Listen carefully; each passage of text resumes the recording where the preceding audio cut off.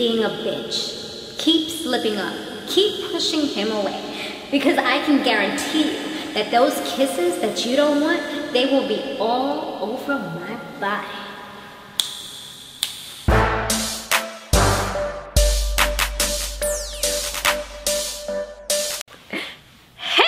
Samore Love Bugs, you have now tuned in to my haves and have-nots recap. Guys, be sure to subscribe to this channel if you have not yet done so. Also, be sure to share this video wherever you like to share videos. Don't forget to give a thumbs up and comment down below. Let me know what you're thinking about this episode or this recap, or who's your favorite character, what you feel about the characters. Let me know down below, okay? And don't forget to also check out my other channel, which is Samore Love TV. That's where I have my love and hip-hop Hollywood recaps. Alright, so this thing is getting crazy. I don't know why it seems like I said this every one, but I always think it's the finale. But the finale is next week for sure. And then If Loving You Is Wrong is coming.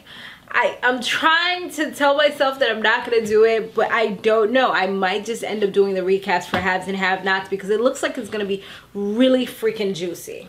But anyways, let's get into this one right now since we just watched it. Hanna, she is devastated because, like we know, her house has been taken down, burnt down to the ground by freaking Quincy, but nobody knows who it is as yet. By Quincy freaking ramming his car through the house.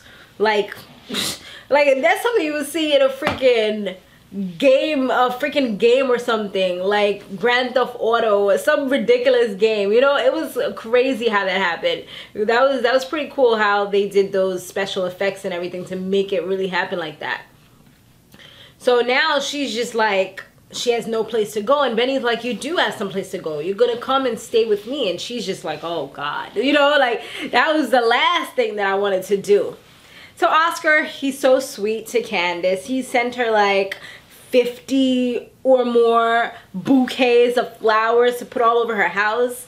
See, that's pretty and everything, but me, I'm not really much of a flower girl. Like, they're pretty, I'll watch them from a distance. If you want to give me some, you know, that's nice. But I'm not the type to be, you know, smelling them up, because then my allergies going to flare up and it's not going to be a good situation. So I just, I'm not. I'd rather give me some chocolate or a teddy bear or something else. I mean, I'll appreciate it, but, you know, just saying.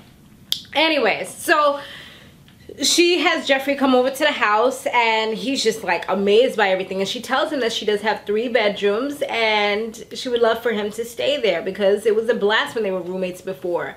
He's a little reluctant to do so. He's like, how did you even get this place? And she's like, it's all legit, it's real money, don't worry about it, everything's okay. And he's like, you know what, I'll get back to you about it. When Benny goes with her to the auto shop, he discovers that the car that Wyatt had freaking knocked down Benny and the little girl is there at the tow shop. So he makes sure that he lets Wyatt know that he knows where the car is, but he doesn't give him too much information over the phone because you never know. These phone lines be tapped, the government be listening. So he made sure that he didn't say too much. And plus, he was at the hospital at the time when he had called, because he was with Candace when she went to go see her child at the hospital, and that's when he decided to place the call. So okay, so before we get into that, Maggie, she's really going hard trying to make sure that David becomes the next governor, or at least runs for it. She's kind of trying to do it a little cutthroat, where she's trying to make him just go ahead and run. But he doesn't want to do that because he's a loyal person. Like, it's in his nature. He's loyal to his friends. He's loyal. Even though all these people do such bad things to him, he's still loyal to all of them. So he's like, you know, I don't really want to do it like that. I would have to talk with him first. He's like, how is it that you want me to do this without talking to him? She's like, that's the way you have to do it, blah, blah, blah. He's just like, no. So yeah, so she's trying to come up with a plan to try to still see what she can do to get him to run for governor.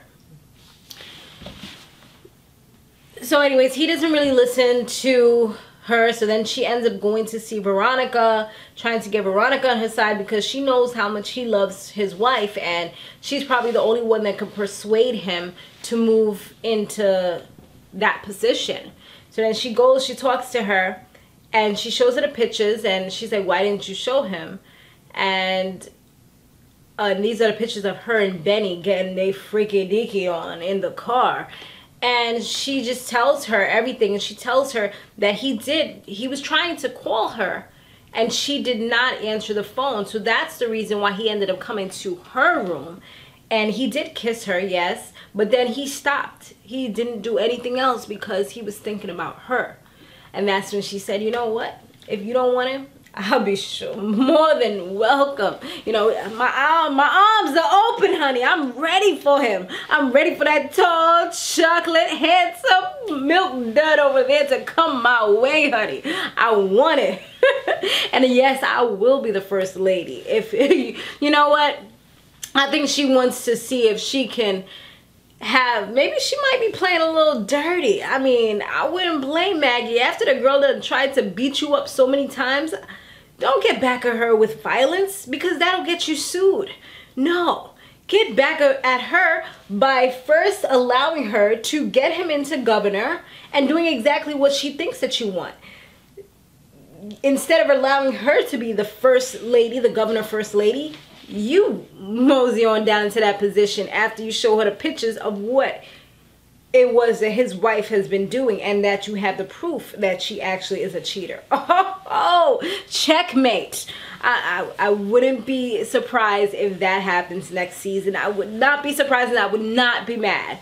I mean, Maggie, you gotta do what you gotta do, because Veronica, she's just on my crap list, so I really could care less, you know? Anyway, so meanwhile, Jim, he goes to see Celine at her house, and you know, it's the rough side of town, and what he does is he gives her what she wants. He gives her the D. Sling dang chicken wing thing down there. He gives it to her. He gives it to her good too, and tells her everything she wants to hear. And then after that, he kind of just tosses her to the side like an old rag doll or some old newspaper that has information that nobody wants anymore. And he's like, you know what? I treated you just like the $2 whore that you are. Damn, I mean, that must hurt. That must burn just a little bit, you know? Oh, child. And then he says that he will arrange child support for her now, and that she doesn't have a job for the bastard child that she has, and he's gonna make sure that it will not be much, because he pretty much effed her the way he feels that she effed him. That's what I feel like was the moral of that little part right there. That little scene is, yeah, you wanted to F me and mess up my campaign? I got you, boo. I'll F you, and I'll F you good. Make you want more. Make you come calling me daddy. Yes, you will. Alright, so now the DA, he reaches out to Wyatt, and I mean, she reaches out to Wyatt, and she knows everything about his jail stay, how it went bad. And I'm like, dang, word gets around fast in freaking in law enforcement. She says, well, she knows everything because she's the DA. She works with the prison system, so of course. And she's like, you know, your dad and Veronica, I guess, worked with this guy who rapes him, and his dad is the one that set up the whole thing, and it was supposed to be just like a scare tactic type of thing, and she's making it more evident that it could have been like a setup, which is what he assumes in his head. And his father never really denied it, never apologized for anything, or even made him really know, like, you know, you know, pretty much like an apology or anything like that. He didn't do that. So now he's really feeling like, okay, these people really did set me up to get raped in jail. Like, that is not what your family does to you. That's not a scare tactic, you know? That's something you do to somebody you hate. And hate is a really, really strong word.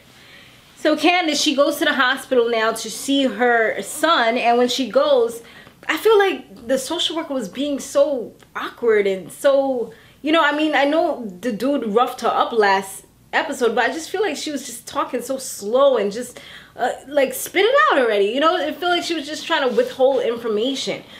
Candace is smart enough to notice that there's a lot of cops there. She's like, what's going on? Why are all these cops here? And she was just like, oh, your child's father came, his dad came, and he's a scary guy. And it looked like, I don't know if Candace just is so scared of him or what it is, but she was just like, I gotta go. Like, she didn't even go to see her child or anything like that.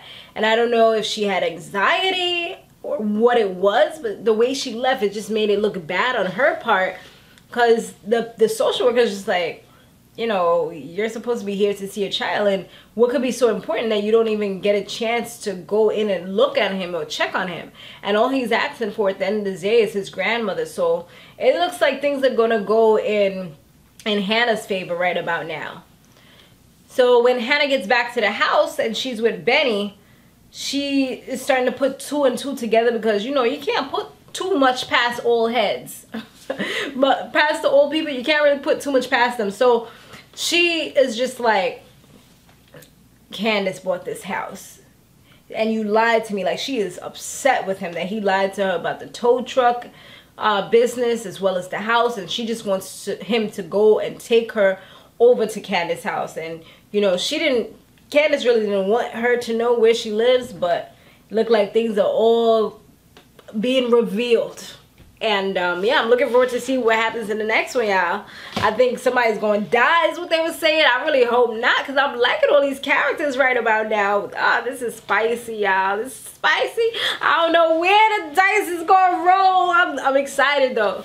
Guys, thanks for watching and tuning in with me, and just subscribing and liking and sharing. I've been seeing a lot of shares, so I definitely appreciate it. Be sure to stay fabulous, live free, and soar limitless. I'll see you in the next one. Laters.